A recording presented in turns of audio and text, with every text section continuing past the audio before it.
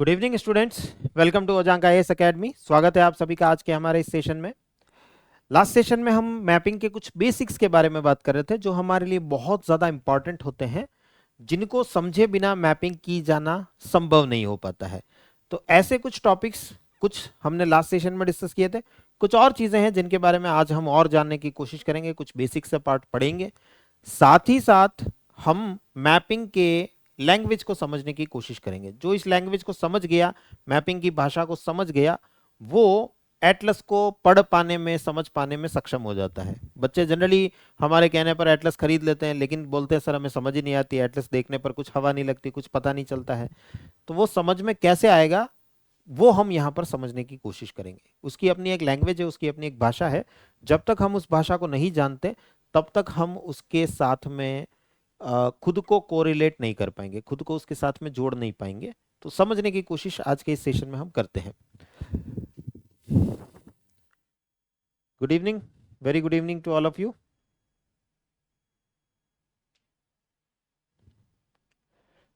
जैसा आप सभी जानते हैं, ये हमारी जो मैपिंग बैच है, एडवांस मैपिंग बैच है, उसकी क्लासेस हमारी चल रही हैं।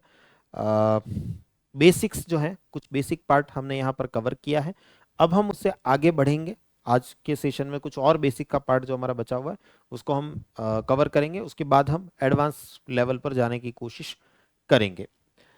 तो जो बच्चे अभी जुड़ना चाह रहे हैं वो बच्चे इस बैच के साथ में जुड़ सकते हैं। अभी 50% ऑफ पर ये बैच जो है वो अवेलेबल है। 1999 का बैच है, पर फिलहाल ये 999 में आपके लिए उपलब्ध है।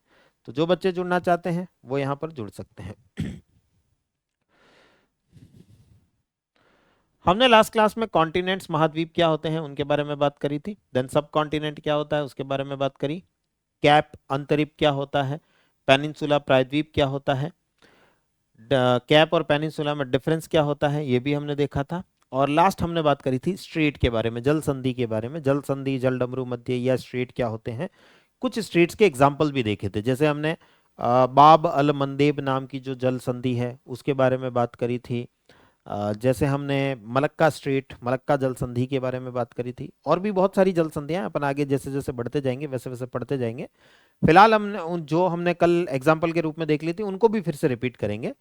लेकिन फिलहाल हमने इसके एग्जाम्पल्स के रूप में उनको देखा था, और स्ट्रेट के कंसेप्ट को समझना हमारे लिए बेहतर हो सके इसके लिए हमने उसको मैप पर भी देखा था। यहाँ मैपिंग बैच में जो सबसे बड़ी लर्निंग जो आपकी होने वाली वो यही होने वाली, जो मैं हर बच्चे को कहता हूँ, हर बच्चे को सिखाता हूँ। जो कुछ भी पढ़ रहे हो, जीएस पढ़ रहे हो, ऑप्शनल पढ़ रहे हो, करंट अफेयर्स पढ़ रहे हो, न्यूज़पेपर पढ़ रहे हो, कोई किताब पढ़ रहे हो, कुछ भी पढ़ रहे हो, उसको मैप से कोरिलेट करना सीखो। यूपीएससी उसी को कोरिलेट करती है मैप से, और आपके सामने एक मैपिंग का क्वेश्चन प्रकट कर देती है। अगर आप उसको मैप से कोरिलेट कर पा रहे हो, बहुत बढ़िया, फिर आपका प्रीलिम्स भी आराम से निकलेगा, आपका समझ का स्तर भी ऑटोमेटिक सुधरेगा, और आप बेहतर तरीके से मेंस के अंदर आंसर जो है वो लिख पाएंगे। अगर आप उसको मैप के साथ कोरिलेट नहीं कर रहे हो, प्रीलिम्स में जो मैपिंग के क्वेश्चन आएंगे वो भी आपसे नहीं होंगे। मेंस में जिस लेवल की हमारी 360 डिग्री की अप्रोच होनी चाहिए, सब चीज़ों को एक साथ जोड़ करके देखने के मल्टीपल डायमेंशंस जो हमारे साथ में होने चाहिए, वो आप क्रिएट नहीं कर पाओगे। तो इसलिए मैं हर बच्चे से रिक्वेस्ट करता हूँ, हर बच्चे को यही सिखाता हूँ कि आपको हमेशा हर वो कंसेप्ट जो आप सीख रहे हो, पढ़ रहे हो, जान रहे हो, उसको मैप के साथ कोरिलेट करके समझना सीखो, जानना सीखो। राइट, नेक्स्ट हम बात करते हैं स्ट्रेट के बाद में जो नेक्स्ट हमारा एक और टोपोग्राफी होती है या लैंडफॉर्म होता है, दैट इज दी स्थमस, या हिंदी में जैसे हम कहते हैं स्थल संधि या स्थल डमरू मध्य के नाम से हम इसे जानते हैं। जैसा हमने जल संधि देखी थी उसका जस्ट अपोजिट केस है ये। इधर आपको एक लैंड बॉडी दिख रही है, this is the land body number 1, स्थल भाग संख्या 1। This is the land body number 2, स्थल भाग संख्या 2। और इन दोनों को देखो, एक छोटा सा नैरो हिस्सा जो है, सकड़ा हिस्सा जो है, वो इन दोनों को कनेक्ट कर रहा है, ये वाला हिस्सा। और इधर से आप देखो कि ये वाला हिस्सा, ये दोनों बड़े हिस्से हैं, आगे और लंबे चौड़े फैले हुए होंगे, ये भी उधर आगे लंबा चौड़ा फैला हुआ है, लेकिन इन दोनों को जोड़ने वाला है जो सकड़ा हिस्सा आपको दिख रहा है, नैरो पार्ट जो आपको दिख रहा है, that is known as isthmus, या हिंदी में हम इसे स्थल संधि, संधि यानी जोड़ने वाला, दो स्थल भागों को जोड़ रहा है, इसलिए इसका नाम स्थल संधि है। यह स्थल डमरू मध्य, डमरू मध्य कल जो कंसेप्ट मैंने आपको बताया था, डमरू के बीच वाला हिस्सा जो होता है वो हमेशा सकड़ा होता है। तो ऐसा ही सकड़ा हिस्सा, नैरो हिस्सा आपको ये देखने को मिल रहा है, और ये जमीन वाला हिस्सा है। कल हमने जल डमरू मध्य देखा था, डमरू के मध्य वाला हिस्सा जो कि जल वाला हिस्सा है, पानी वाला हिस्सा है। ये डमरू के मध्य वाला हिस्सा जो कि जमीन वाला हिस्सा है, इसलिए इसका नाम स्थल डमरू मध्य या स्थल संधि, या इंग्लिश में हम इसका थमस के नाम से जानते हैं। ये कई लोगों को, कई सिविलाइजेशंस को, कई सभ्यताओं को आपस में कनेक्ट करने का, जोड़ने का काम करती है, हमें दिखाई देती है। जैसे अगर हम कुछ इंपॉर्टेंट स्थमस देखें वर्ल्ड मैप में, अगेन आप वर्ल्ड मैप में आ जाएंगे, कल आप लोगों ने वर्ल्ड का मैप जो खोला था वैसे ही वर्ल्ड मैप में आ जाएंगे, या अभी मैं जो पर्टिकुलर स्थमस दिखाने जा रहा हूं वो अफ्रीका के मैप में दिखाने जा रहा हूं, तो अफ्रीका का मैप भी आप ओपन कर सकते हैं। आपकी एटलस में अफ्रीका का जो फिजिकल मैप है उसको खोलेंगे।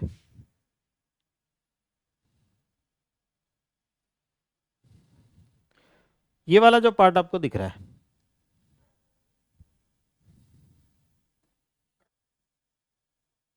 ये वाला जो हिस्सा आपको दिख रहा है, इस तरफ अफ्रीका है,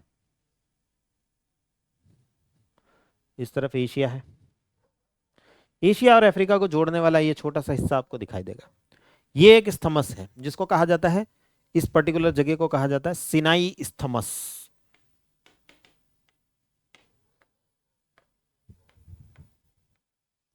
या हिंदी में हम इसे कहते हैं सिनाई स्थल संधि।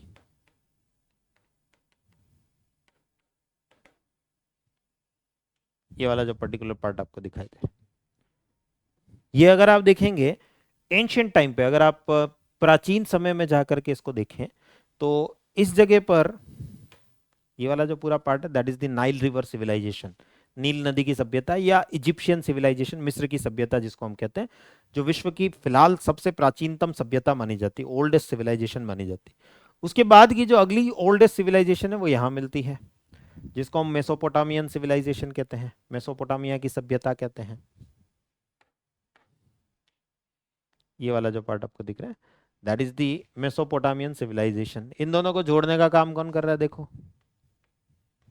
तो ये स्थमस जो आपको दिख रहा है, ये स्थल संधि जो आपको दिख रही है, ये पूरी दो सिविलाइजेशंस को जोड़ती हुई, या आज की डेट में अगर हम देखें तो पूरे दो कॉन्टिनेंट्स को, पूरे दो देशों को जोड़ती हुई हमें दिखाई देती है। ये जिस जगह पर ये सिनाई स्थमस है उसी जगह पर आप इसराइल को देखते हैं, जो गाजा पट्टी, गाजा स्ट्रिप वाला मामला चल रहा है वो उसी जगह पर चलता हुआ हमें दिखाई देता है। तो ये पूरा पूरा सेक्शन जो है आज की डेट में अगर हम देखें तो पूरा का पूरा करंट अफेयर्स में छाया हुआ हमें देखने को मिलता है।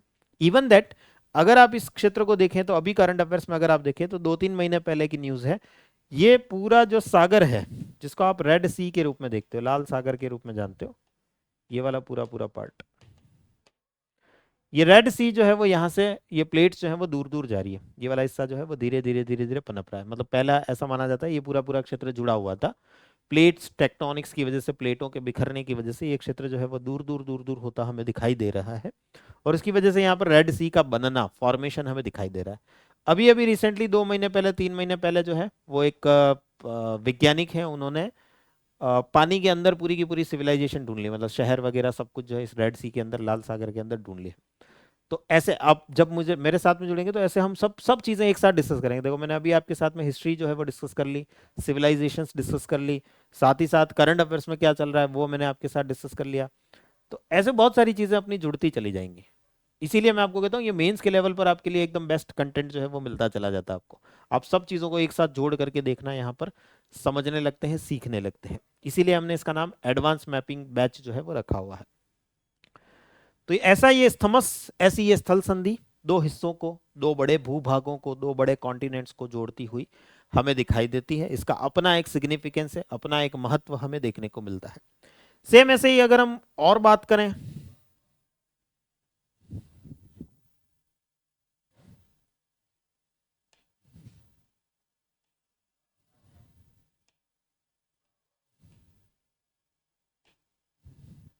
देखो ये बहुत छोटा सा हिस्सा, सकड़ा सा हिस्सा, इधर ये पूरा का पूरा नॉर्थ अमेरिका है, ये पूरा पूरा यहाँ पे बहुत सारे देश हैं उन नॉर्थ अमेरिकन प्लेट के ही, और इस तरफ ये पूरा का पूरा साउथ अमेरिका है, दक्षिण अमेरिका है। इस नॉर्थ अमेरिका और साउथ अमेरिका को देखो यहाँ पर एक बहुत छोटा सा लैंड पार्ट जो है वो जोड़ रहा है, एक तरफ देखो वाटर बॉडी है, स्थमस जो है, जब भी कोई स्थल संधि होगी, स्थमस होगा, वो किन्हीं दो वाटर बॉडीज को सेपरेट करेगा। जैसे हमने लास्ट सेशन में बात करी थी, जल संधि किन्हीं दो जल भागों को जोड़ेगी और साथ ही साथ किन्हीं दो स्थल भागों को अलग भी करेगी, लैंड बॉडीज को सेपरेट भी करेगी। वैसे ही जो स्थमस होगा वो किन्हीं दो लैंड बॉडीज को कनेक्ट करेगा, तो साथ ही साथ दो वाटर बॉडीज को सेपरेट भी करेगा, दो जल भागों को, जल निकायों को अलग अलग भी करेगा। तो यहां अगर आप देखेंगे तो यहां पर इस तरफ जो है पूरा का पूरा ये अटलांटिक ओशियन है, पर्टिकुलर यहाँ पर कैरिबियन सी है, और भी अलग अलग सागर हैं, छोटे छोटे छोटी छोटी वाटर बॉडीज बहुत सारी हैं, अपन देखेंगे जब मैप में डिटेल में जाएंगे। इस तरफ पैसिफिक ओशियन है, प्रशांत महासागर है, इन दोनों को देखो अलग करने का काम ये थमस कर रही है, और साथ ही साथ इन दोनों को, ये नॉर्थ अमेरिका ये साउथ अमेरिका, दोनों को जोड़ने का काम कर रही है। ये वाली स्थमस जो है ये कहलाती है पनामा स्थमस, पनामा स्थल संधि।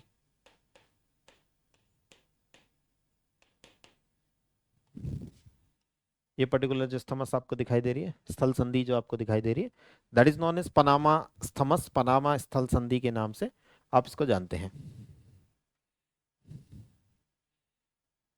सिनाई प्रायद्वीप लिखा है, सिनाई प्रायद्वीप जो लिखा है, सिनाई प्रायद्वीप का ही ऊपरी हिस्सा जो है वो सिनाई स्थमस कहलाता है।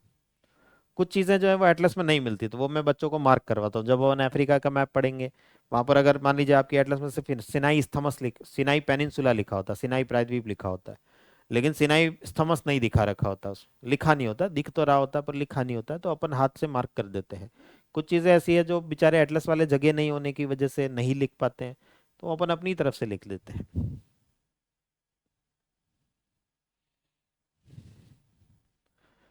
तो ऐसी कुछ स्तमस जो है, ऐसी कुछ स्थल संधियां जो हैं वो हमें देखने को मिलती है। अपन डिटेल में आगे सबको एक एक एक एक करके पढ़ेंगे, जैसे जैसे हम बैच में आगे बढ़ते जाएंगे। एक एक कॉन्टिनेंट को हम घूमेंगे डिटेल में, एकदम डेप्थ में एक एक कॉन्टिनेंट को घूमा जाएगा। अफ्रीका को घूमेंगे, अफ्रीका के बारे में जानेंगे, अफ्रीका के कल्चर के बारे में, संस्कृति के बारे में, वाइल्ड लाइफ वगैरह वगैरह, वेजिटेशन, वनस्पति कैसी है, इंडस्ट्रीज कैसी है, सब चीज़ें एक एक कॉन्टिनेंट के बारे में हम जानते हुए चलेंगे। तो वहां पर हमारी वापस से ये सब बातें होंगी। अभी तो हम जस्ट बेसिक बात करें कि इस्तमस होता क्या है, उसके कुछ एग्जांपल्स देख रहे हैं। बस जो चीजें हम देखें वो मैप पे जा करके देखें। ऐसे ही बच्चा जनरली रट लेता है, इस्तमस क्या होता है, ये होता है, इसके एग्जांपल क्या है, तो सिनाई इस्तमस होता है, पनामा इस्तमस होता है, इस्तमस ऑफ क्रा होता है। बस नाम रट लेने से काम नहीं चलता, वो दिखना भी चाहिए कि क्रा स्थल संधि यहाँ है, जो सिनाई स्थल संधि है वो यहाँ है, पनामा स्थल संधि है वो यहाँ है। ऐसे हमें थोड़ा पता रहना चाहिए, देख करके कुछ चीजें समझ आती हैं। जब हम पढ़ाई को ऐसे इंटरेस्टिंग वे में करते हैं ना, तभी हमें मजा भी आने लगता है, चीजें जो है वो बहुत अच्छे से क्लैरिटी के साथ समझ आने लगती है।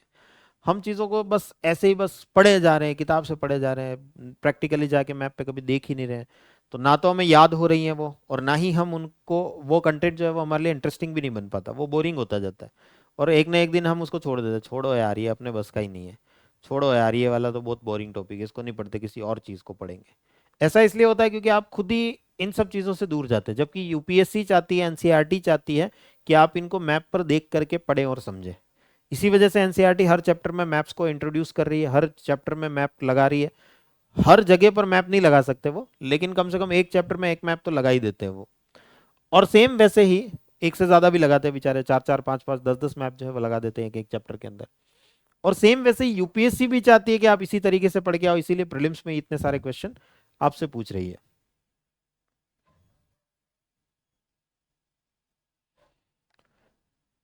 राइट, चलिए, तो स्थमस स्थल संधि क्या होता है ये हमने समझ लिया। नेक्स्ट हम बात करते हैं सागर और महासागर में क्या डिफरेंस होता है, सी एंड ओशियन में क्या डिफरेंस होता है, इसके बारे में बात करते हैं। सागर जो होते हैं वो जनरली खारा पानी ही होता है उनके अंदर, लेकिन साइज बहुत छोटी होती है। मतलब अगर हम देखें, एक डायग्राम अगर मैं आपके सामने बनाऊं, तो अगर आपने थोड़ी ज्योग्राफी पढ़ रखी है या नहीं पढ़ रखी तो भी आगे पढ़ोगे,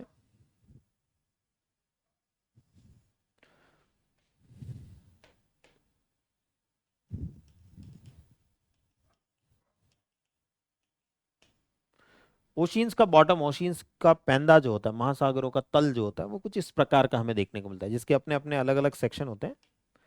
अपन अभी उस पार्ट को पढ़ नहीं रहे, पर जैसे ये वाला जो है ये वाला पार्ट जो आपको दिख रहा है that is known as continental shelf, महाद्वीपीय निमग्न तट।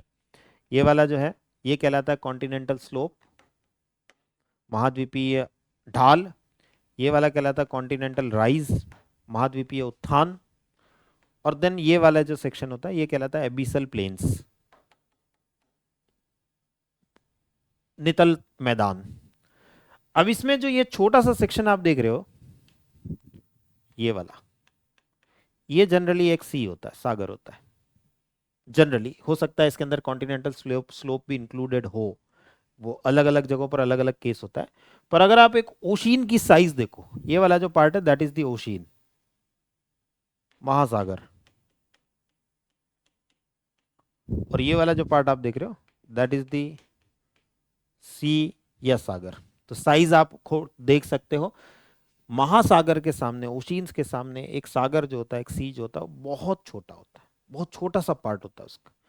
जनरली 1% हिस्सा, 2% हिस्सा, 5% हिस्सा, बस इतना सा किसी ओशियन का इतना सा हिस्सा जो है वो किसी सागर के रूप में हमें देखने को मिलता है। इसीलिए ज्यादातर सागर जो होते हैं, ज्यादातर सी जो होते हैं वो मार्जिनल सी कहलाते हैं। ज्योग्राफी की लैंग्वेज में एक वर्ड होता है मार्जिनल सी, किनारे के सागर। हिंदी में अगर हम इसको देखें तो किनारे के सागर।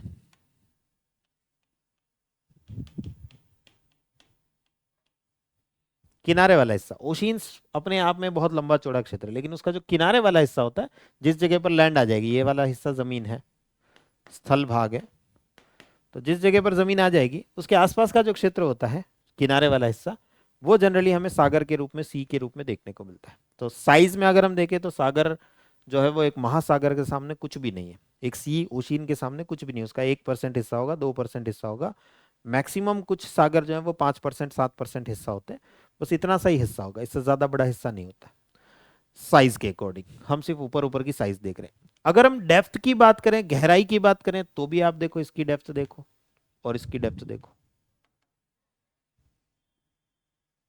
गहराई को अगर आप देखोगे तो इसकी गहराई देखो, इसकी गहराई देखो, ये इतनी सी गहराई लिए हुए है। जनरली सी जो है वो कुछ मीटर्स या कुछ 100 मीटर्स की डेप्थ लिए होते हैं, कुछ 100 मीटर की गहराई लिए हुए होते हैं। महासागर जनरली 1000 मीटर, हजारों मीटर की गहराई लिए होते हैं। Indian Ocean 4000 metre, Pacific Ocean 10,000 metres, 8,000 metres average depth. बाकी मेरियाना ट्रेंच में जाओ तो 11,000 मीटर्स भी हमें डेप्थ मिलेगी, 11,000 मीटर यानी 11 किलोमीटर की गहराई मिलेगी। तो यहाँ पर जनरली किलोमीटर्स में गहराई होती है, कोई 4 किलोमीटर गहरा है, कोई 6 किलोमीटर गहरा है, कोई 8 किलोमीटर गहरा है, कोई 10 किलोमीटर गहरा है। जो सबसे शैलो ओशियन है that is the Indian ocean, सबसे कम गहराई वाला जो महासागर है वो इंडियन ओशियन है, वो भी 4 किलोमीटर गहरा है, 4,000 मीटर्स उसकी डेप्थ है। जबकि सागर क्या होते हैं, जनरली सागर या सी जिनको हम कहते हैं वो कुछ 100 मीटर्स, कोई 50 मीटर गहरा है, तो कोई 200 मीटर गहरा है, तो कोई 500 मीटर गहरा है, कोई 800 मीटर गहरा है। बस ऐसी ऐसी डेप्थ जो है वो हमें देखने को मिलती है। तो चाहे बात साइज की हो, फैलाव की हो, तब भी सागर बहुत छोटा होता है ओशियन के सामने। चाहे बात गहराई की हो, डेप्थ की हो, तब भी सागर बहुत छोटा होता है ओशियन के सामने। सी जो है वो ओशियन के सामने बहुत बौने, बहुत छोटे हमें देखने को मिलते हैं। लेकिन क्योंकि सागर जमीन के किनारों वाले हिस्से हैं, इसलिए ह्यूमन एक्टिविटीज मैक्सिमम आपको सी वाले एरिया में मिलेगी। जो मानव गतिविधियां होती है, जैसे मछली पकड़ना या नाव चलाना, लोगों को घुमाना, टूरिज्म करना, ऐसी जो जितनी भी ह्यूमन एक्टिविटीज, इकोनॉमिक एक्टिविटीज, आर्थिक गतिविधियां हमें मिलेंगी, वो सबसे ज्यादा हमें सी में मिलेंगी, सागर में हमें देखने को मिलेगी। ओशियंस में कम मिलेंगी, छोटी नावें वगैरह तो ओशियंस में जाएंगी नहीं। बड़े जहाज जरूर जाएंगे, वो ट्रांसपोर्टेशन का काम करेंगे, लंबी लंबी दूरियां तय हो रही है, अमेरिका से जहाज भारत आ रहा है, भारत से जापान जा रहा है, चाइना जा रहा है, ऑस्ट्रेलिया जा रहा है, जहां भी ऐसी लंबी लंबी दूरियां तय होने वाली है, वहां पर जरूर ओशियंस का उपयोग ट्रांसपोर्टेशन के लिए होगा। ओशियंस का भी उपयोग है ट्रांसपोर्टेशन के लिए, पर जनरली अगर हम उससे देखें तो मानव का, ह्यूमन का इंटरेक्शन जो है वो सी से बहुत ज्यादा होता है, सागरों से बहुत ज्यादा होता है। मछली कम गहराई में आसानी से मिल जाएगी, इतनी गहराई में आप मछली कहाँ से पकड़ो, इतनी गहराई में मछलियां भी वैसी बड़ी रहेंगी जो आपके पकड़ में ही नहीं आ सकती। वेल्स मिलेंगी जिनको आप पकड़ नहीं सकते हो, वहां छोटी मछलियां मिलेंगी, तो डेफिनेटली आप उनको आसानी से पकड़ सकते हो। सनलाइट जो है यहाँ पर पहुंचेगी तो यहाँ पर लाइफ जो है वो आपको ज्यादा मिलेगी, कोरल्स वगैरह सब इधर ही देखने को मिलेंगे। सी के अंदर कम गहराई वाले क्षेत्र जो होंगे, सागरों में हमें कोरल्स वगैरह देखने को मिलेंगे। ओशियंस की गहराई में अंधकार है, अंधेरा है, सनलाइट जाएगी सिर्फ 200 मीटर की गहराई तक। Photic zone, sorry photic zone जो होता है प्रकाशिक क्षेत्र, वो जनरली 200 मीटर्स की डेप्थ तक होता है, 200 मीटर की गहराई तक। तो जो जीवन ज्यादातर मिलेगा ओशियंस में, लाइफ जितनी भी मिलेगी वो सिर्फ इसी डेप्थ तक, 200 मीटर की गहराई तक मिलेगी, इससे ज्यादा नहीं मिलने वाली। इससे अंदर अंधकारमय दुनिया है, अंधेरा है। और क्योंकि एनर्जी का कोई सोर्स नहीं है, बहुत ठंडा पानी है, 0 डिग्री से 4 डिग्री के बीच का पानी है यहाँ पर, ये वाली गहराई में बहुत ठंडा पानी है। प्लस सनलाइट या ऊर्जा एनर्जी के कोई सोर्स नहीं है वहां पर, तो जीवन जनरली देखने को नहीं मिलता।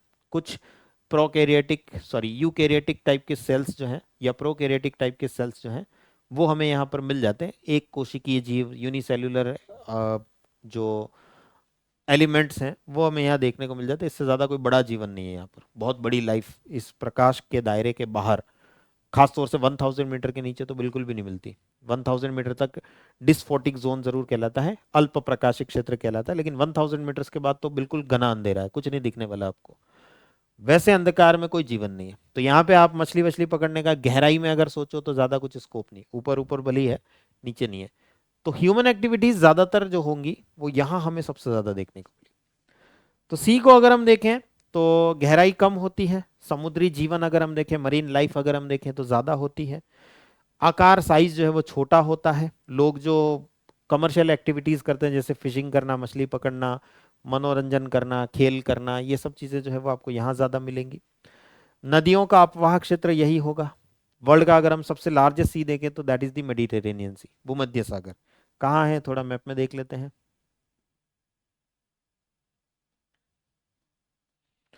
दिस इज द मेडिटेरेनियन सी, ये वाला जो अफ्रीका के ऊपर जो वाटर बॉडी आपको दिख रही है, ये वर्ल्ड्स लार्जेस्ट सी है, विश्व का सबसे बड़ा सागर है, जिसको हम भूमध्य सागर या मेडिटेरेनियन सी के नाम से जानते हैं।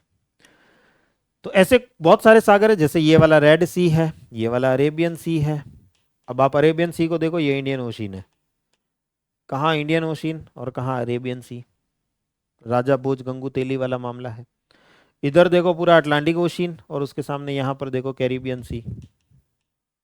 बहुत छोटा हिस्सा होता है ना, सागर बहुत छोटा हिस्सा है। अगर आप किसी ओशियन के कंपैरिजन में देखो, बहुत छोटा हिस्सा मिलेगा, चाहे बात साइज की करें, चाहे बात डेप्थ की करें, गहराई की करें, लेकिन ये सब किनारे वाले हिस्से होते हैं। तो ह्यूमन एक्टिविटीज, मानव गतिविधियां हमें ज्यादा देखने को मिलती हैं। तो अगर हम सागर तो हम बहुत सारे देखते जाएंगे, कुछ तो मैंने अभी अभी आपको बता दी, और भी बहुत सारे देखते जाएंगे, लेकिन ओशियंस को देखें, ओशियन सिर्फ 5 ही है धरती पर। जैसे हमने कॉन्टिनेंट्स देखे थे, 7 कॉन्टिनेंट्स हमें देखने को मिलते हैं, वैसे ही अगर हम बात ओशियंस की करें, महासागरों की करें, तो वो सबसे ज्यादा, सबसे बड़ा हिस्सा जो है उन्हीं का है, और वो 5 संख्या में अगर हम देखें तो 5 हमें देखने को मिलते हैं। कौन कौन से हैं जरा देख लेते हैं। सबसे पहले सबसे बड़े ओशियन की बात करते हैं, that is the Pacific ocean. ये इधर वाला जो हिस्सा आपको दिख रहा है, इधर से लेकर के इधर तक, this is the Pacific ocean. अगर आप मैप खोलोगे, वर्ल्ड का मैप, तो आपको साफ साफ नाम लिखा हुआ दिखाई देगा, प्रशांत महासागर, या हिंदी में पैसिफिक ओशियन के नाम से हम इसे जानते हैं। नेक्स्ट अगर आप देखोगे तो ये वाला जो आपको दिख रहा है एस शेप में, एस की आकृति में जो आपको दिख रहा है, ये वाला हिस्सा, that is known as Atlantic Ocean, Atlantic महासागर। वो Pacific Ocean, that is the largest ocean. ये वाला जो आपको दिख रहा है, that is the Atlantic Ocean, Atlantic महासागर। इंडिया के साउथ में जो ये पूरा पार्ट आपको दिख रहा है, ये वाला हिस्सा जो पूरा आपको दिख रहा है, that is the Indian ocean, Hind महासागर। एटलस में देखते जाओ, कुछ नहीं करना आपको, एक हाइलाइटर लेके बैठना है आपको, पूरे मैपिंग बैच में यही रहेगा, हाइलाइटर लेके बैठना है, जो मैं दिखा रहा हूँ हाईलाइट करते जाना है, ताकि जब हम रिवाइज करेंगे तब आप उनको देखते चले जाओगे। ये तो बहुत बेसिक चीज़ें, ये तो याद रहेंगी वैसे भी लाइफ टाइम, बहुत सारों को पता ही होगी इसमें से बहुत सारी चीज़ें तो, और नहीं पता है तो आप, बहुत बेसिक चीज़ें ये तो आपको याद रह जाएंगी। लेकिन हम जब भी जो कुछ भी देखने जा रहे हैं, मैं जो कुछ भी आपको दिखा रहा हूँ, आप हाईलाइटर लेंगे, उसको हाईलाइट करेंगे एटलस के अंदर। अगर वहां नहीं लिखा हुआ है, जैसे अभी अभी आपको जो सिनाई स्थमस है वो नहीं मिला, तो वो हम हाथ से लिखेंगे, उसके लिए हम पेन का, पेंसिल का उपयोग करेंगे। कैसे करना है, क्या करना है, मैं आगे सारी बातें आपके साथ में करता चलूंगा। अभी आपको ये सारे नाम तो दिखते जाएंगे, तो आपको बस हाइलाइटर लेकर के हाईलाइट करते चले जाना है। That is the Pacific ocean, वो दोनों तरफ नाम लिखा हुआ दिखाई देगा आपको, इधर भी इधर भी। अगर आप इसको एटलस में देखेंगे, सॉरी ग्लोब पे देखेंगे, तो ये कुछ ऐसा हिस्सा है, दिस इज द ऑस्ट्रेलिया, ये ऑस्ट्रेलिया वाला क्षेत्र, जो ये ऑस्ट्रेलिया आपको दिख रहा है, और इधर से लेकर के ये स्टार्ट होगा, यहाँ तक जाएगा, this is the south America. ये वाला साउथ अमेरिका, ये वाला नॉर्थ अमेरिका। यहाँ अगर आप देखोगे ये जापान वाला हिस्सा, तो इधर जापान से लेकर के नॉर्थ अमेरिका तक, या साउथ में देखें तो ऑस्ट्रेलिया से लेकर के साउथ अमेरिका तक ये पूरा फैला हुआ है। ये ऑलमोस्ट धरती का 40% हिस्सा है।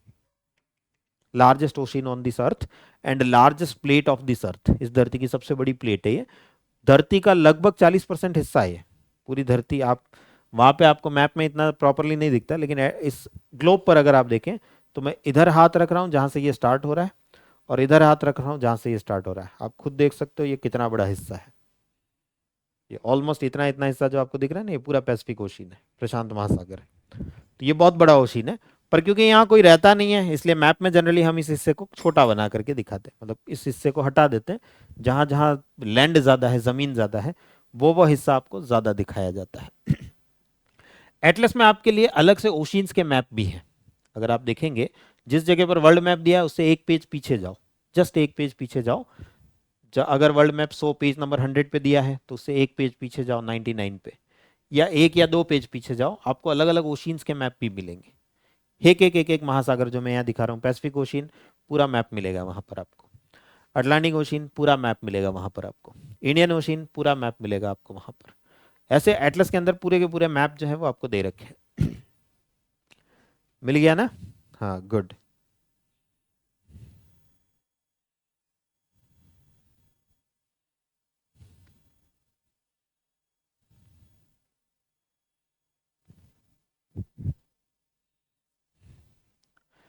देन ये वाला हिस्सा जो आपको दिख रहा है, ये वाला जो पूरा पार्ट आपको दिख रहा है, that is known as Southern Ocean. इसको हम अंटार्कटिक ओशियन भी कहते हैं, अंटार्कटिक के पास में है इसलिए अंटार्कटिक ओशियन भी कहलाता है। या ये पूरे मैप में साउथ में है, दक्षिण में है, इस वजह से इसको हम सदर्न ओशियन या हिंदी में दक्षिणी महासागर भी कहते हैं। दक्षिण ध्रुवीय महासागर के नाम से भी जाना जाता है, या दक्षिणी महासागर के नाम से भी जाना जाता है। इंग्लिश में सदर्न ओशियन या अंटार्कटिक ओशियन के नाम से इसको जाना जाता है।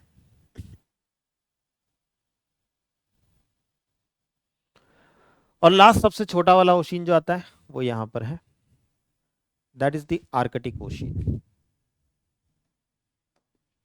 आर्कटिक महासागर, आर्कटिक ओशियन यहाँ आपको देखने को मिले।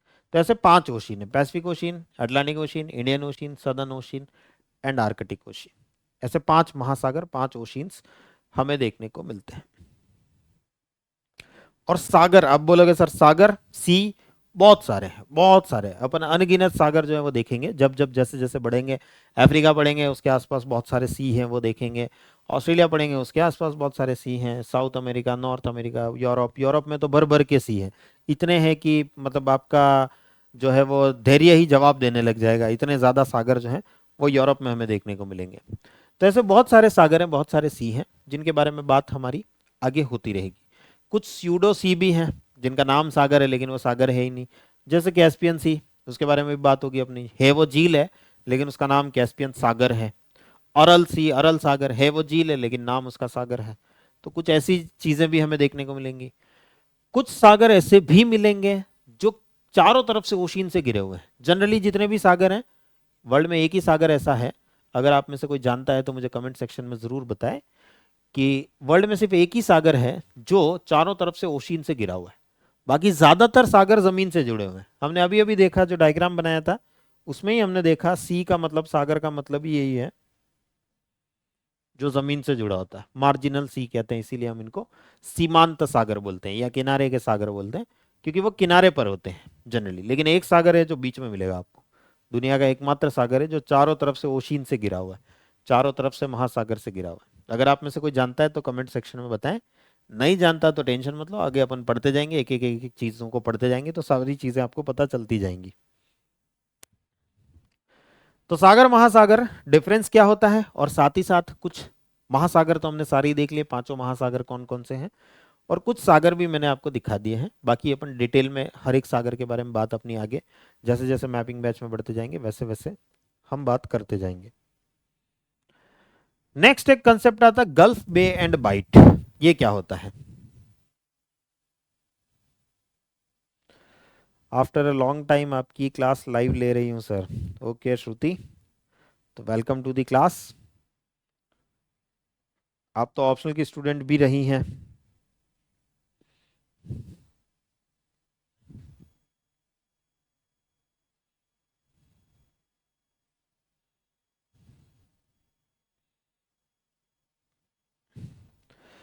नेक्स्ट एक वर्ड आता है गल्फ, बे एंड बाइट। जैसे फॉर एग्जांपल, पहले मैप पे थोड़े दिखा दूं, फिर होते क्या है उनके बारे में बात करते हैं।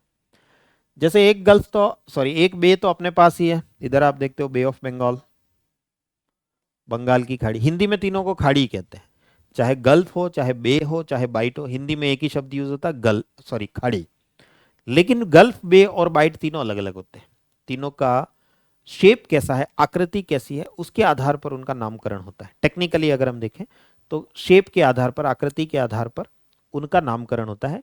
हालांकि कुछ गल्फ, बे, बाइट ऐसी भी हैं जिनका ट्रेडिशनली भी नामकरण चला आ रहा है, पारंपरिक रूप से भी नामकरण चला आ रहा है।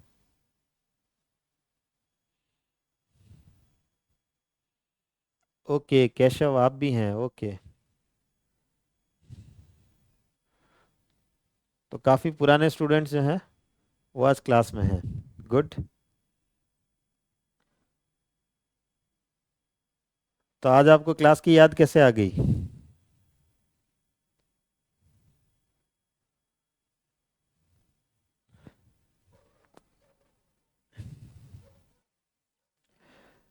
जैसे कि ये बे ऑफ बंगाल है, अब इसका नाम बे क्यों है, खाड़ी क्यों है, हमें देखना पड़ेगा।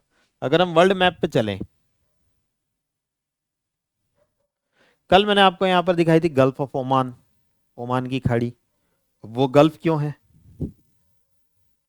एक का नाम बे है, एक का नाम गल्फ है। ये क्या नाइंसाफी चल रही है सर? यहाँ पर जो मिल रहा है उसका नाम बे है, बे ऑफ बंगाल, और यहाँ पर जो चल रहा है दैट इज गल्फ। ऐसा क्यों चल रहा है? यहाँ आप जो देखोगे वो कहलाएगी ग्रेट ऑस्ट्रेलियन बाइट, उसका नाम बाइट चल रहा है, इसका नाम बे चल रहा है, इसका नाम गल्फ चल रहा है। ये चल क्या रहा है? ऐसा क्या हो रहा है? इन सब के नाम अलग अलग कैसे चल रहे हैं? हालांकि हिंदी में तीनों को खाड़ी कहते हैं। ये ओमान की खाड़ी कहलाती है, ये बंगाल की खाड़ी कहलाती है, ये ग्रेट ऑस्ट्रेलिया, हालांकि हिंदी में इसको भी ग्रेट ऑस्ट्रेलियन बाइट ही कहते हैं। महान महान ऑस्ट्रेलियाई खाड़ी भी कहते हैं हालांकि हिंदी में। तो खाड़ी हिंदी में तो तीनों शब्द एक ही चलते हैं, पर इंग्लिश में तीनों अलग अलग होता है। गल्फ अलग होता है, बे अलग होता है, बाइट अलग अलग। तो क्या डिफरेंस है समझते हैं।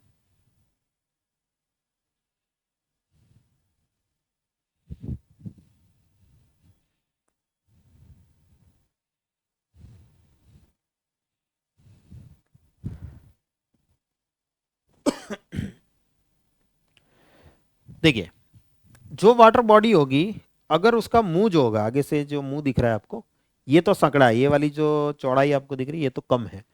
अंदर की तरफ पानी का फैलाव ज्यादा है, अंदर की तरफ पानी जो फैलता हुआ आप देख रहे हो, अगर ऐसा है तो हम इसे कहते हैं गल्फ।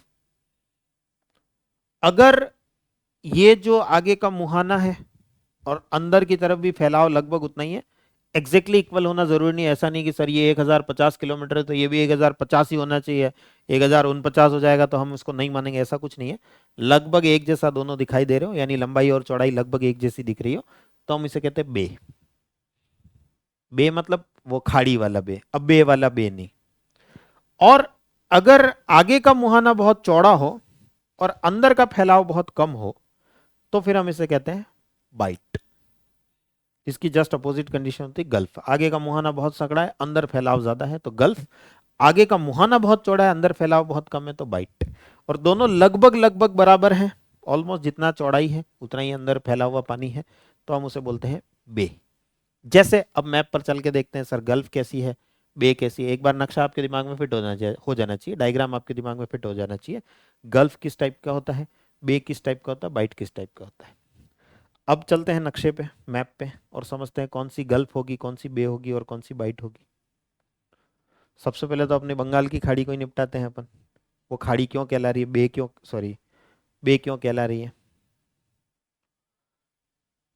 ये अपना इंडिया, और यहाँ देखो इसकी चौड़ाई देखो और अंदर का फैलाव देखो।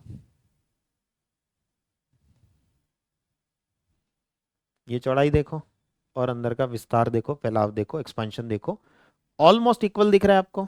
दैट इज वाई ये क्या कहलाती है, बे ऑफ बंगाल। खाड़ी, बे जो था, बे के अंदर हमने देखा दोनों लगभग बराबर होंगे, जितनी चौड़ाई यहाँ उतनी ही अंदर विस्तार भी हमें देखने को मिल रहा है। That is why it is known as Bay of Bengal, Bengal की खाड़ी। अब देखो, अभी गल्फ ऑफ ओमान देखा हमने। वर्ल्ड मैप पे जा सकते हो आप, वर्ल्ड मैप पे जाके देखोगे तो कहानी और ज्यादा बेहतर समझ आएगी। इसका मुहाना देखो और इसका अंदर फैलाव देखो। मुहाना सकड़ा है और अंदर फैलाव ज्यादा है, तो इसका नाम क्या हो जाएगा, गल्फ हो जाएगा। That is why it is known as Gulf of Oman. पास में ओमान नाम का देश है, इस वजह से गल्फ ऑफ ओमान या ओमान की खाड़ी के नाम से हम इसको जानते हैं। इसके पास में बंगाल था तो बंगाल की खाड़ी के नाम से हम इसको जान रहे थे, बे ऑफ बंगाल के नाम से जान रहे थे। वैसे ये ओमान के पड़ोस में है तो गल्फ ऑफ ओमान के रूप में हम इसको जानेंगे। और बाइट का भी एक एग्जांपल देख लेते हैं। चलो ऑस्ट्रेलिया, ये देखो इसका विस्तार कितना ज्यादा है और अंदर फैलाव देखो कितना कम है। ये कहलाती Great Australian Bight. Great Australian Bight के नाम से हम इसे जानते हैं। तो यहाँ इसको हम बाइट कहेंगे, चौड़ाई ज्यादा है, मुहाना ज्यादा चौड़ा है, अंदर का फैलाव एक्सपांशन क्या है, कम है, तो बाइट कहलाएगी ये। This will be known as bight. इसका नाम है, पर्टिकुलर इस बाइट का नाम है द ग्रेट ऑस्ट्रेलियन बाइट, महान ऑस्ट्रेलियाई खाड़ी के नाम से हिंदी में इसको जाना जाता है। अब कहानी क्लियर होगी, गल्फ, बे और बाइट क्या होते हैं।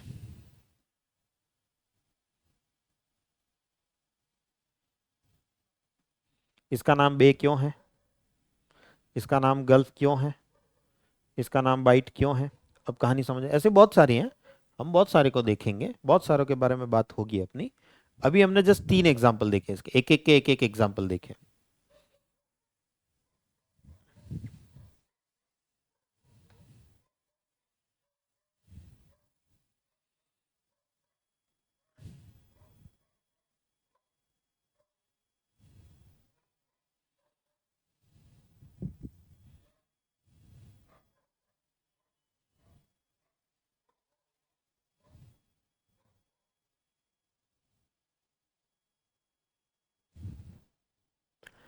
राइट, तो अब आपको क्लियर हो गया होगा गल्फ, बे, बाइट तीनों में क्या डिफरेंस होता है, तीनों में क्या अंतर होता है।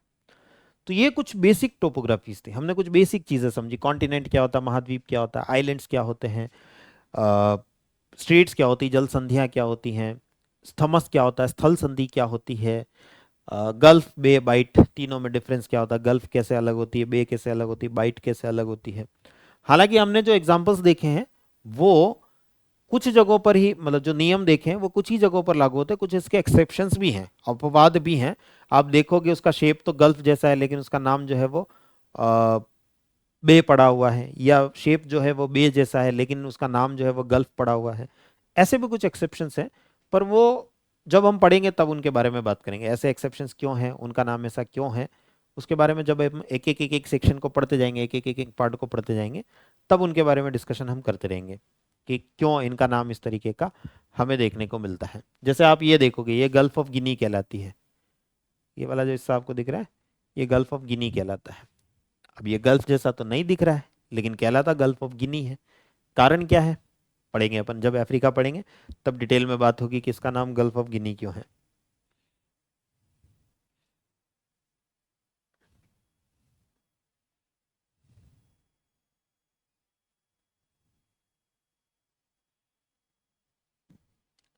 राइट, तो ये जो बैच आप देख रहे हैं, जो भी बच्चे क्लास देख रहे हैं, ये हमारी मैपिंग बैच की क्लास है। जो बच्चे मैपिंग बैच से जुड़ना चाह रहे हैं वो इस बैच के साथ में जुड़ सकते हैं। अभी बहुत सारे बैचेस पर 50% ऑफ डिस्काउंट चल रहा है, इंडिपेंडेंस डे के उपलक्ष्य में, स्वतंत्रता दिवस के उपलक्ष्य में आपको बहुत सारे बैचेस पर 50% ऑफ मिल रहा है, 50% का सीधा सीधा फायदा मिल रहा है। तो यहाँ पर भी आपको 50% ऑफ का डिस्काउंट मिल रहा है। 1999 रुपीज़, 1999 रुपये का ये बैच है, लेकिन अभी फिलहाल आपको 50% ऑफ पर मात्र 999 रुपये में, 999 रुपीज़ में, 999 रुपये में आपको ये बैच अवेलेबल है। तो जो बच्चे जुड़ना चाह रहे हैं हमारे इस बैच के साथ में, ये एडवांस मैपिंग का बैच है। कुछ बच्चे हो सकता है मेरे साथ में पहले मैपिंग कर चुके होंगे, ₹99 वाला मैपिंग बैच आपने लिया होगा, तो वो हमारा एक बेसिक मैपिंग बैच होता है जो जनरली दूसरे इंस्टीट्यूट्स में भी पढ़ाया जाता है। दूसरे इंस्टीट्यूट्स में भी मैपिंग जो है वो 10 12 15 क्लासेस में कंप्लीट हो जाती है। लेकिन ये हमारा 4 महीने का बैच है, एकदम एडवांस लेवल पर जाएंगे। ये आज अभी हम बेसिक्स कवर कर रहे हैं, एकदम एक एक चीज को फंडामेंटली समझ रहे हैं, बहुत बेसिक। जैसा मैं आपको लास्ट सेशन में भी कह चुका हूं, जितनी हमारी नींव मजबूत होगी बिल्डिंग उतनी ही ऊपर मजबूत होगी। तो हम यहाँ पर अभी अपनी नींव मजबूत करने का काम कर रहे हैं, एक एक पॉइंट को, बेसिक्स को एकदम डिटेल में कवर कर रहे हैं। फिर हम इन्हीं चीजों को एडवांस लेवल पर लेकर के जाएंगे, ऊपर उठेंगे, और प्रीलिम्स और मेंस दोनों हमारे लिए इजी रहे उस स्थिति तक हम जाएंगे। प्रीलिम्स के क्वेश्चन भी हमारे लिए इजी हो, और मेंस में हम जब क्वेश्चंस करें, आंसर राइटिंग करें, तो हमारा एक अलग लेवल हो, हम एक अलग डायमेंशंस के साथ लिख सकें, हम हमारी सोच ही दूसरों से अलग हो, उस लेवल तक ले जाने का काम जो है वो हम यहाँ पर करेंगे। तो जो बच्चे जुड़ना चाह रहे हैं, अभी हमारी जो है क्लासेस जस्ट स्टार्ट हुई है, जो बच्चे जुड़ना चाह रहे हैं वो इस बैच के साथ में जुड़ सकते हैं। 50% ऑफ डिस्काउंट का भी फायदा यहाँ पर ले सकते हैं। और डिटेल जानना चाहते हैं, नंबर दिए हुए नंबर पर कॉल कर सकते हैं, 875071110011223344, किसी भी नंबर पर कॉल करके आप जानकारी ले सकते हैं।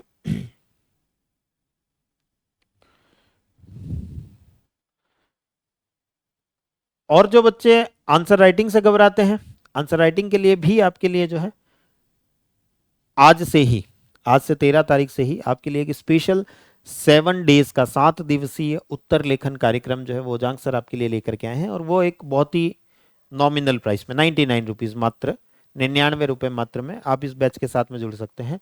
7 डेज की पूरी वर्कशॉप आपकी होने वाली, आंसर राइटिंग कैसे की जाए। जनरली जो बच्चे हमें मिलते हैं उनके दो ही क्वेश्चन होते हैं सर, एक तो मैपिंग नहीं आती, एक आंसर राइटिंग नहीं आती। तो दोनों का ही सॉल्यूशन मैं आपके लिए लेकर के आ गया हूँ। मैपिंग का सेक्शन पूरा का पूरा आपके लिए, एडवांस मैपिंग, वो भी बेसिक मैपिंग भी नहीं, एडवांस मैपिंग, आप एकदम एक नेक्स्ट लेवल पर मैपिंग जो है वो कर पाएंगे, वो वाला बैच आपके लिए अवेलेबल है। और जो आंसर राइटिंग करना सीखना चाहते हैं, सर हम आंसर कैसे लिखे, पता ही नहीं चलता, इंट्रोडक्शन क्या लिखें, कंक्लूजन क्या लिखें, मेन बॉडी क्या लिखें, किस आंसर की डिमांड क्या है ये कैसे समझें, कैसे स्टार्टिंग करनी चाहिए, कैसे एंड करना चाहिए, बीच में क्या लिखना चाहिए, किस चीज़ को इंक्लूड करना चाहिए, किसको नहीं करना चाहिए, कैसे बेहतर नंबर लेकर के आए, वो सब चीज़ों के बारे में डिस्कशन आपके साथ में यहाँ पर होने वाला है। आज से ही क्लासेस, 13 तारीख से आज से ही क्लासेस जो हैं वो स्टार्ट हो रही हैं। तो जो बच्चे जुड़ना चाह रहे हैं वो जुड़ सकते हैं। इसमें जुड़ना चाहने जैसा कुछ है नहीं है, ₹99 का बैच है मात्र। तो मैं तो कहूँगा हर बच्चे को यहाँ पर जुड़ना ही चाहिए, क्योंकि ₹99 में वैसे भी आज क्या मिलता है आपको, और इतना सब कुछ अगर आपको सीखने को मिल रहा है, लर्निंग मिल रही है, डेफिनेटली जुड़ना चाहिए। और जो बच्चे ऑप्शनल के साथ जुड़ना चाहते हैं, ज्योग्राफी ऑप्शनल बैच के साथ में अगर जुड़ना चाहते हैं, सर इसका बेनिफिट ऑप्शनल में भी है, हाँ बिल्कुल, बेनिफिट ऑप्शनल में भी है। तो जो बच्चे ज्योग्राफी ऑप्शनल के साथ में जुड़ना चाहते हैं वो मेरे साथ में जुड़ सकते हैं। पेपर 1 और पेपर 2 दोनों लाइव क्लासेस जो है वो हमारी यहाँ पर होगी। पेपर 1 भी कंप्लीटली लाइव क्लासेस चलेंगी, बैच स्टार्ट हो चुका है। जो बच्चे जुड़ना चाह रहे हैं, श्रुति अगर आप जुड़ना चाह रहे हैं तो बैच स्टार्ट हो चुका है, कुछ क्लासेस हो चुकी हैं, 3 4 क्लासेस हो चुकी हैं। तो जो बच्चे अभी जुड़ना चाह रहे हैं वो जुड़ सकते हैं। पेपर 1 और पेपर 2 दोनों हमारे लाइव क्लासेस होने वाली हैं, लाइव बैच जो है वो चलने वाला है। बाद के लिए रिकॉर्डेड क्लासेस आपके लिए अवेलेबल रहेगी। और इस बैच में अभी आपको जबरदस्त डिस्काउंट मिल रहा है। 30,000 रुपीज का बैच है, बट 50% ऑफ पर 15,000 में ये ऑलरेडी अवेलेबल है, रोज आपके लिए अवेलेबल है ही है 50% ऑफ पे। लेकिन अभी इंडिपेंडेंस डे के उपलक्ष्य में, स्वतंत्रता दिवस के उपलक्ष्य में 50% का डिस्काउंट आपको कुछ और बैचेस पर भी मिल रहा है। जैसे अगर आप गुरुकुल 1 ईयर प्रोग्राम से जुड़ेंगे, गुरुकुल 2 ईयर प्रोग्राम से जुड़ेंगे, या हमारा जो कॉन्सेप्टर संकल्प बैच है उनके साथ में जुड़ेंगे, तो वहां पर आपको 50% ऑफ मिल रहा है।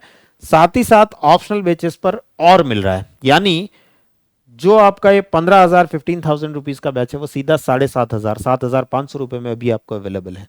तो जो भी बच्चे इस ज्योग्राफी ऑप्शनल बैच के साथ में जुड़ना चाहते हैं, एक जबरदस्त डिस्काउंट अभी आपके लिए है अगले 2 से 3 दिनों के लिए, बाद में ये डिस्काउंट कंटिन्यू नहीं रहेगा।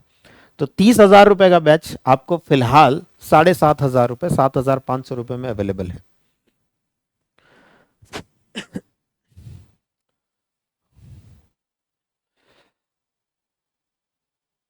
सर हमने भी यही ऑप्शन लिया है। ओके, तो 30,000 रुपीज का 30,000 रुपए का बैच जो है फिलहाल इस इंडिपेंडेंस डे के उपलक्ष्य में आपको मात्र 7,500 रुपए, 7,500 रुपए में ये अवेलेबल हो रहा है। जबरदस्त डिस्काउंट आपको यहाँ मिल रहा है, तो जो बच्चे जुड़ना चाह रहे हैं वो डेफिनेटली यहाँ पर जुड़ सकते हैं। अभी तो बहुत जबरदस्त मौका है। क्लासेस हमारी बैच जो है वो ऑलरेडी स्टार्ट हो चुका है। जो बच्चे जितना लेट होंगे तो एक तो डिस्काउंट हाथ से निकल जाएगा, ये ऑफर हाथ से निकल जाएगा, और बाद में और लेट होंगे फीस भी ज़्यादा पे करनी पड़ेगी, क्लासेस भी आपकी काफ़ी सारी निकल चुकी होंगी।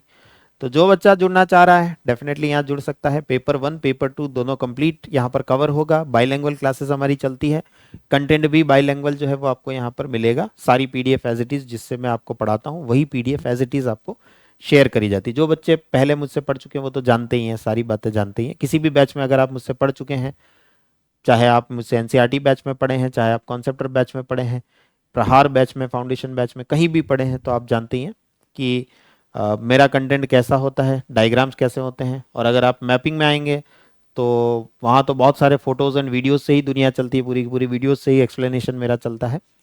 एंड ऑप्शनल में भी बहुत सारे वीडियोज़ वगैरह मैं बच्चों को दिखाते रहता हूँ। जहाँ जहाँ जो जो कॉन्सेप्ट बहुत टफ लगता है बच्चों को, सर ये समझ ही नहीं आ रहा, वहाँ वीडियो दिखाया जाता है बच्चों को, ताकि बातें, कहानी, कॉन्सेप्ट एकदम क्लियर रहे और आप एक बेहतर ऑप्शनल के साथ जा सकें। आप देखेंगे जितने बच्चे मेंस लिखते हैं, ज़्यादातर बच्चे जिस ऑप्शनल के साथ होते हैं, सबसे ज़्यादा बच्चे जिस ऑप्शनल के साथ होते हैं वो ज्योग्राफी ऑप्शनल के बच्चे होते हैं। चाहे बात हिंदी मीडियम की करें, चाहे बात इंग्लिश मीडियम की करें, दोनों ही मीडियम में सबसे ज़्यादा जिस ऑप्शनल को लिया जाता है वो ज्योग्राफी को लिया जाता है। कारण यही है, जीएस के साथ ज़बरदस्त सिमिलैरिटी दिखाता है। आप चाहे ज्योग्राफी ऑप्शन ना लो, इसका 70% हिस्सा तब भी आपको जीएस में पढ़ना ही पढ़ना है।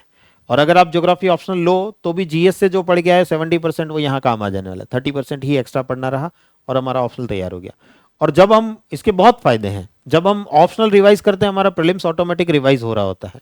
जब हम ऑप्शनल रिवाइज कर रहे होते हैं हमारा जीएस मेंस का पार्ट ऑटोमेटिक रिवाइज हो रहा होता है। अगर हम प्रीलिम्स के लिए पढ़ रहे हैं, पर्टिकुलर मान लीजिए आप फरवरी के बाद पढ़ रहे हैं, प्रीलिम्स के लिए ही पढ़ रहे हैं, तब भी आपका ऑप्शनल ऑटोमेटिक रिवाइज हो रहा है। बहुत सारे टॉपिक जो हैं 70 से 80% पार्ट कॉमन है, तो वो जो आप प्रीलिम्स के लिए पढ़ रहे हो वो इधर भी तैयार होता जाता है, इधर भी रिवीजन होता जाता है ऑटोमेटिक। इसी वजह से इतनी ज़्यादा सिमिलैरिटी, इतनी ज़्यादा समानता को देखते हुए बच्चे इसी ऑप्शनल के साथ सबसे ज़्यादा जाते हैं। सबसे ज़्यादा जिस ऑप्शनल को लिया जाता है that is the geography optional. जो बच्चे यहाँ जुड़ना चाह रहे हैं अभी इस डिस्काउंट के साथ में, इतने ज़बरदस्त डिस्काउंट ऑफर के साथ में, तो आप यहाँ पर डेफिनेटली जुड़ सकते हैं। पेपर 1 पेपर 2 दोनों क्लासेस जो हैं वो लाइव होंगी। क्लासेस कब तक कंप्लीट होंगी? 1 साल का बैच है, 1 ईयर का कंप्लीट बैच है। नेक्स्ट ईयर जो बच्चे एग्जाम दे रहे हैं 2025 के लिए दे रहे हैं, या उसके बाद 2026, 27, 28 किसी का भी एग्जाम दे रहे हैं, सबके लिए ये यूजफुल है। तो अपनी क्लासेस ऑलमोस्ट ये 1 साल का बैच जो है वो हमारा होने वाला है। कंप्लीट ऑप्शनल कवर होगा इसके अंदर।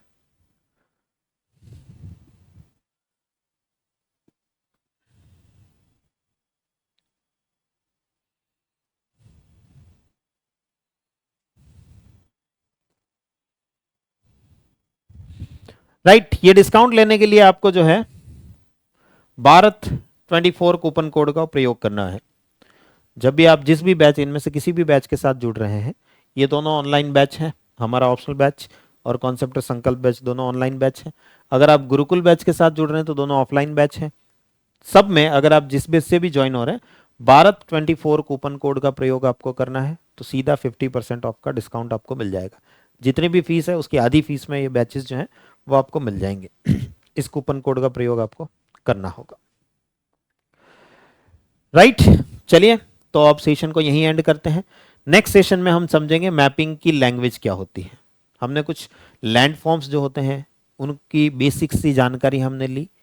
अब मैप को कैसे, हाथ में जो आपके एटलस है उसकी अपनी एक भाषा है, उसकी अपनी एक लैंग्वेज है, उसको कैसे पढ़ा जाता है, वो लैंग्वेज क्या होती है, वो भाषा क्या होती है, वो अगर हम सीख गए तो वो एटलस पढ़ना हमें आ जाएगा। अभी ज़्यादातर बच्चे 99% बच्चे जो है एटलस खरीद के लिए आते हैं, लेकिन उनको हवा नहीं लगती, सर ये क्या पता क्या बना रखे हैं, नक्शे बना रखे हैं, हमें समझ में कुछ नहीं आता, कारण हम उसकी लैंग्वेज को नहीं जानते। तो हम उसकी लैंग्वेज को समझने का प्रयास नेक्स्ट सेशन में करेंगे।